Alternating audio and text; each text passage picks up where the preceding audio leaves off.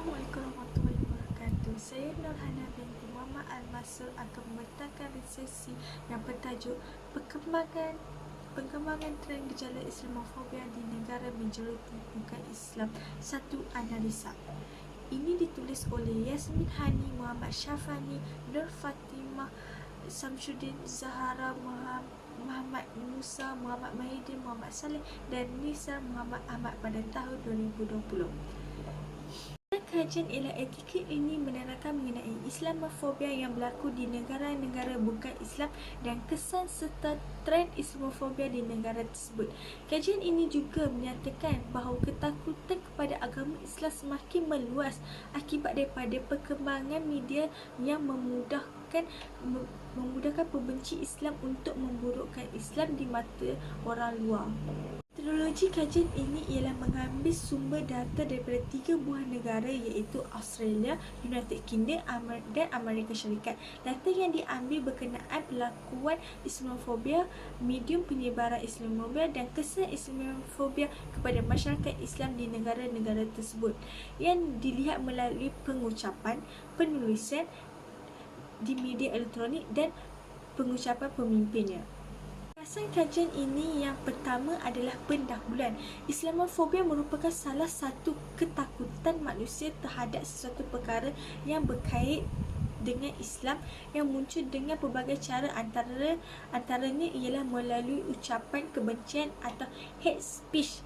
Presiden Perancis pernah memberi ucapan yang menunjukkan kebencian kepada orang Islam selepas kejadian pembunuhan orang Perancis oleh pemuda Islam.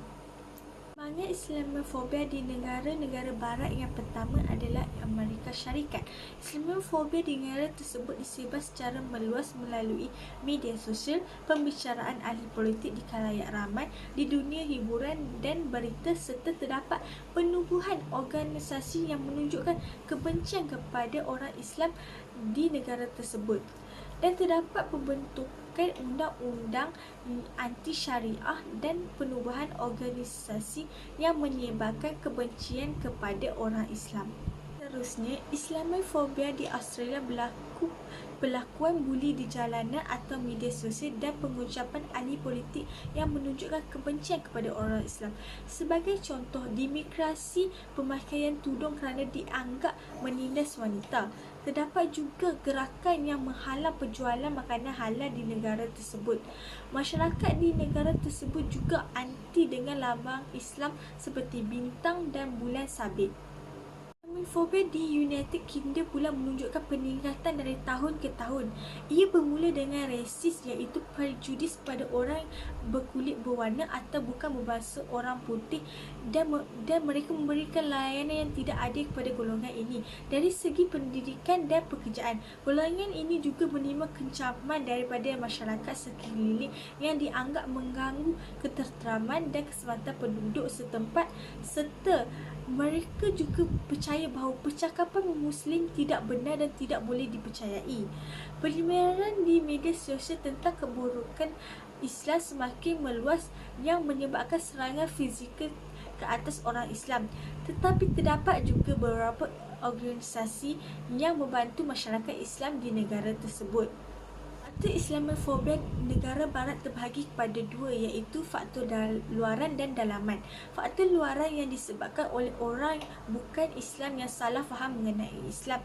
Seterusnya ialah faktor dalaman iaitu keengganan orang Islam menerima budaya negara barat dalam kehidupan harian mereka kerana takut akan menjejaskan akidah dan kehidupan bersyariat yang diamalkan oleh masyarakat Islam. Terdapat 3 trend Islamofobia yang dinyatakan oleh penulis iaitu pengucapan awam atau persendirian, penyebaran melalui teknologi semasa, gambaran palsu mengenai Islam disebarkan melalui filem dan media bercetak. Islamofobia kepada Muslim di negara Amerika Syarikat dan Australia. Yang pertama, Amerika Syarikat. Donald Trump telah mencadangkan penutupan masjid. Hal ini telah mengganggu kewajipan umat Islam untuk solat, terutamanya kaum lelaki. Yang kedua, bekas Presiden Amerika Syarikat itu juga mencadangkan Muslim untuk mendaftar sebagai rakyat yang sumpah untuk setia kepada Amerika Syarikat sahaja. Di United Kingdom pula, kesan dapat dilihat dari segi politik, iaitu memperketatkan undang-undang immigration yang secara tidak langsung menghalang kemasukan umat Islam ke negara tersebut. Seterusnya, kerajaan juga menghalang pemakaian mengikut syariat dan menutup sekolah agama Islam supaya orang Islam tidak mendapat didikan agama Islam. Untuk mengenal pasti trend Islamofobia di negara barat, terutamanya Amerika Syarikat, United Kingdom dan Australia, dan mendapat pendedahan mengenai penyebaran Islamofobia melalui media sosial, elektronik, pengaruh politik dan lain-lain oleh negara barat. Pada pendapat saya, rencana ini telah memberi pendedahan bahawa Islamofobia di negara luar adalah benar-benar terjadi, bukannya hanya cerita yang direka-reka, dan berita-berita palsu mengenai agama Islam disebar secara meluas melalui pelbagai platform. Kebencian kepada agama Islam bukan sahaja berpunca daripada pengalaman peribadi seseorang, tetapi juga daripada pengaruh politik dan media sosial yang menyebar berita palsu dan menyampaikan berita secara berlebih-lebihan. Walaupun begitu, masih terdapat masyarakat dan agensi-agensi yang berusaha dalam mengurangkan Islamofobia di dalam negara mereka dengan membantu Islam yang berhijrah ke sana dan menyebarkan kebaikan tentang agama Islam di kalangan orang bukan Islam. Sumbang saran yang dapat diberikan ialah sentiasa menunjukkan budi pekerti yang baik, terutamanya ketika bersama orang bukan Islam, dan membenturkan berita-berita palsu yang disebarkan oleh pembenci Islam kepada orang ramai daripada berdiam diri sahaja.